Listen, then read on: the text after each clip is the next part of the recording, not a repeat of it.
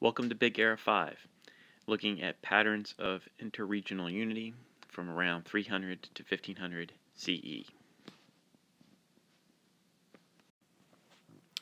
Big Era 5 continues the pattern of each time period becoming a little bit shorter. Big Era 4 lasted about 1500 years. Now we're looking at a period of about 1000 to 1200 years, again from around 300 CE at the time of the end of the Roman Empire and the Han Empire in China, a time of change and collapse, to around 14 or 1500 CE, which generally marks kind of the end of Big Era 5 and was generally seen as the end of the Middle Ages and the beginning of the early modern era. During Big Era 5, many more connections were established among regions, forming patterns of interregional unity begun in Big Era 4.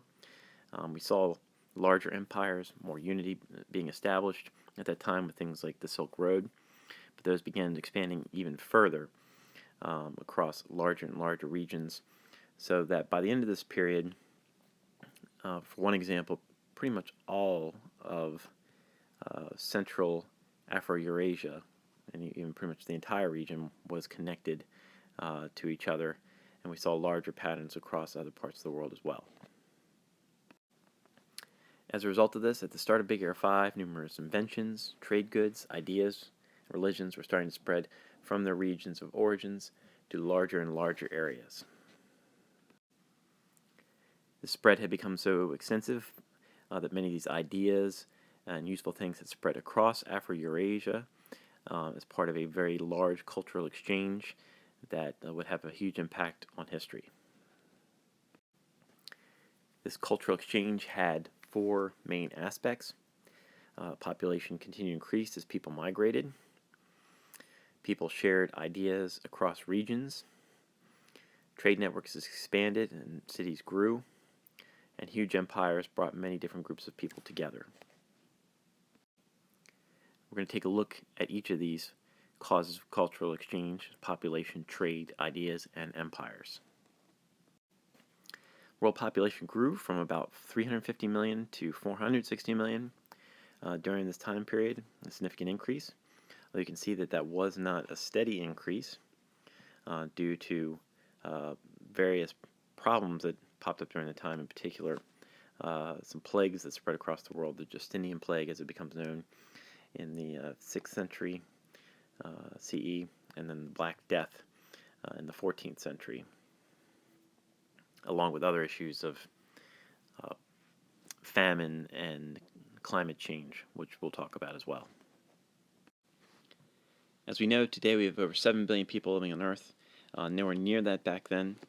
Again, we had a world population of about 460 million by 1500. That's about the same as the population of North America today. We had that all over the planet.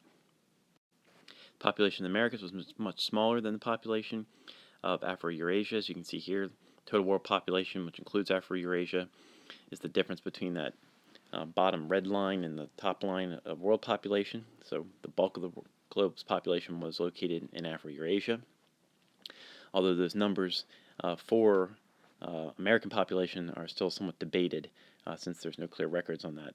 It was estimated by around the 15 or 1600s there was about 50 million American population. Some estimates now today think that might have actually been double of that, closer to 100 million. Again, that means somewhere around 40 or 50 million people probably spread over two huge continents. As a result of this, as well as the geography of the Americas, means the cultural exchange in the Americas was less extensive than it was in Afro-Eurasia. We're going to focus on cultural exchange in Afro-Eurasia. We'll return to the Americas later, as we will throughout this unit. The population growth in Afro-Eurasia had a significant effect on the environment. You have extensive deforestation happening as cities grew and empires started to expand and trade with each other. The human impact on the environment was serious. The wood was insufficient for the needs of heat and construction and metalworking. The deforestation led to soil erosion, river flooding, devastated villages, farmlands, and cities, extensive famines as well, and this is one of the reasons we have such shifts and ups and downs in population growth during this period. This population shifts, environmental problems led to large groups of people moving around and extensive migrations. During this period, you had some significant migrations across Afro-Eurasia.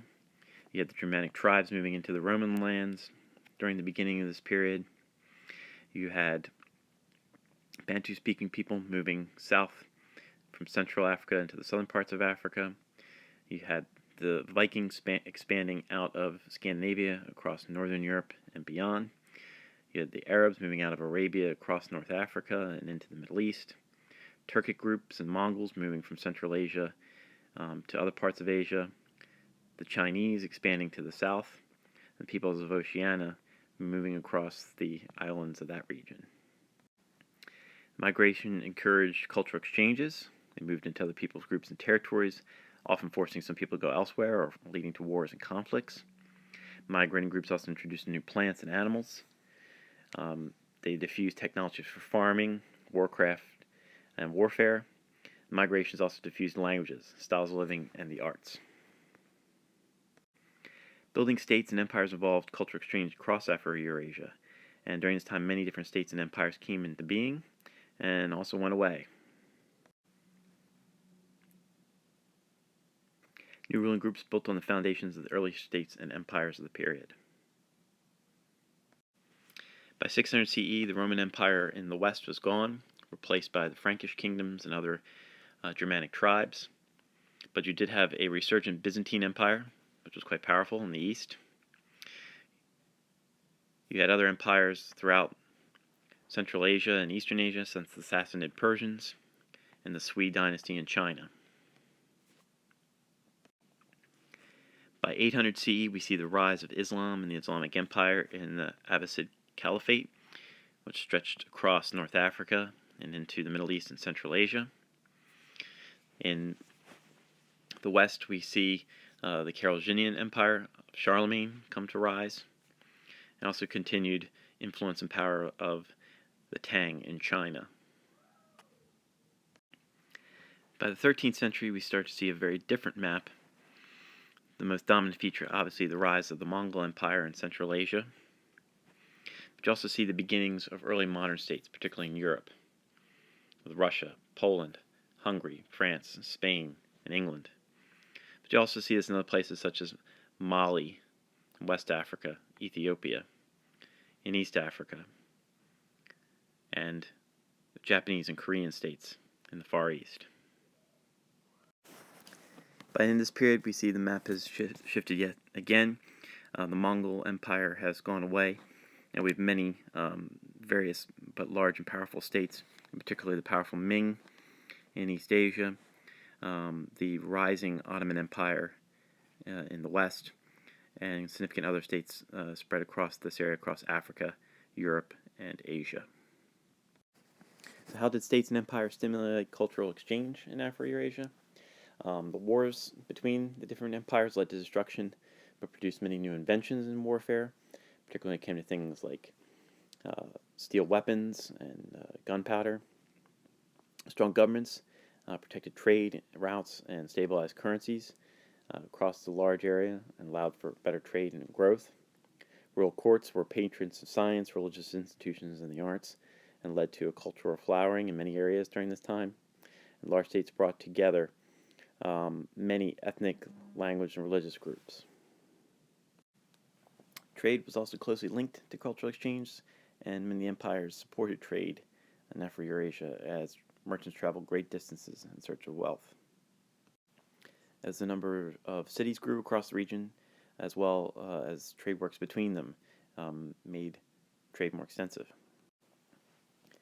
During this period, an extensive trade network connected almost the entirety of Afro-Eurasia, with the exception of kind of the far northern regions of Siberia and some of the more remote regions of Central Africa. But otherwise, Europe, North Africa, West Africa, and all of Western, Southern, and Eastern Asia were pretty much connected in various ways through the Silk Road routes, the European trade routes and trade routes around the Mediterranean, trade routes across the Sahara region with various caravans, and the Indian Ocean trade routes that were all established during this time.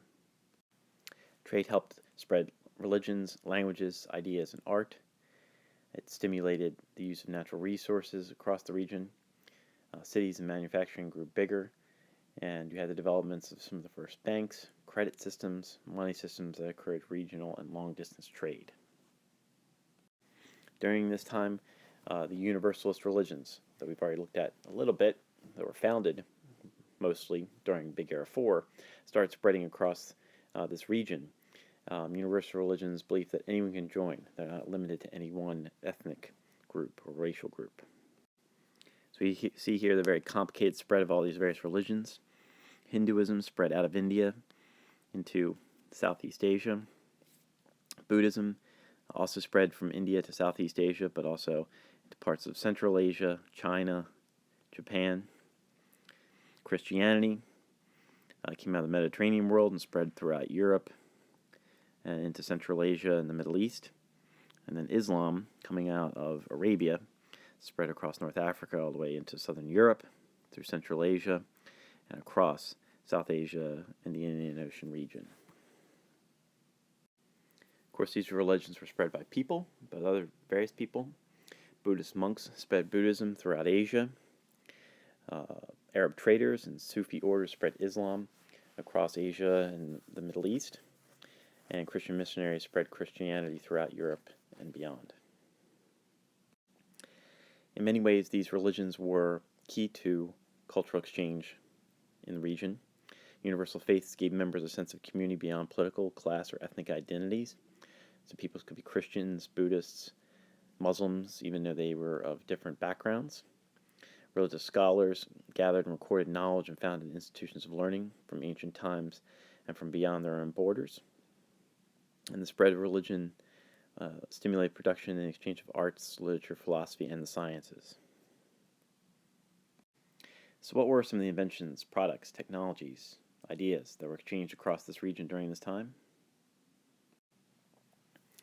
Institutions of learning took on many different forms across the region, from European and Muslim astronomers to Sung scholars to Korean libraries and various other forms. The investigation and study of the natural sciences developed in many different places, from China to India to the Middle East, Muslim areas to European scholars, tapping into ancient knowledge and building upon it. Many different technologies were developed across the different corners of Afro-Eurasia during this time, and as a result of trade, spread across and were used and developed and added by different people across the region. So developments such as the stern rudder, map making, the North Arabian camel saddle, the stirrup, books and paper, the lateen sail, and the astrolabe, all were developed in specific areas, but because of trade and contacts, spread and were picked up by new people and used in new ways. One significant technology were water and energy technologies, hydraulic systems that carried water to expand cities where needed, wheels lifted water to irrigate crops and drain swamps. So things like water wheels, windmills, trip hammers provided energy for pumping, grinding, milling, pounding, and new sources of food and power. Crops that were once found just in one region or another also began to diffuse across different regions of Afro-Eurasia as travelers, migrants, and others introduced new plants into new regions, and people there began to grow, eat, and sell these crops. These included, but weren't limited to, sorghum, cereal crop which fattened up folks when it spread from eastern Africa to China. Citrus fruits rolled in from southwest Asia into Spain. Cane sugar sweetened the path from India to the Mediterranean. Cotton became an increasingly important as it spread from India to North Africa, to Central Asia, and China. And vegetables like spinach, asparagus, broccoli began to expand the health as it provided vitamins to meals across the hemisphere. So the pace of innovation increased, knowledge accumulated more quickly, manufacturing and farming production increased, people's diets as a result, and health improved. Sea travel, which is becoming more and more available, extensive, also made these transportation webs thicker and more extensive. So if you think about it, if you had to put the changes in Big Air 5 into one sentence, what might that be? You might say that by around 1500 the world was connected, right? But we really haven't talked about the Americas too much yet. The connections weren't quite complete. Well, the Americas and Afro-Eurasia were not permanently linked together yet. That doesn't happen until 1492, when Columbus set across the Atlantic and made Europeans and the rest of Afro-Eurasia fully aware of the Americas.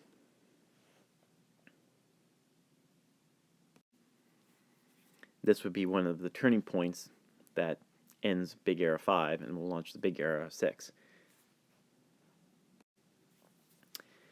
So the Americas had fewer people, as you mentioned, than Afro-Eurasia, and the two land masses were geographically isolated from each other. North America here, South America here, with only the small Central America connecting the two. So the developments in the two regions were similar in some ways and different in others.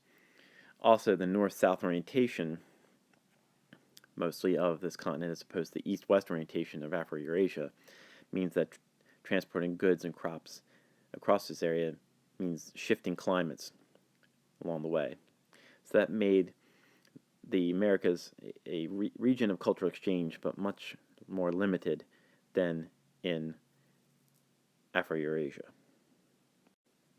Even so, the cultural development and exchange in the Americas, due to the groups such as the Maya, the Inca, and the Aztecs, was pretty extensive. Sciences like astronomy, mathematics, and engineering were developed. Trade routes did connect some of these regions. Mining, irrigation, and agricultural technologies developed. And crops, such as potatoes, maize, or what we call corn, tomatoes, cotton, chocolate were grown. When the Europeans arrived around 1500, you had centuries, millennia, of rising and falling empires across the Americas.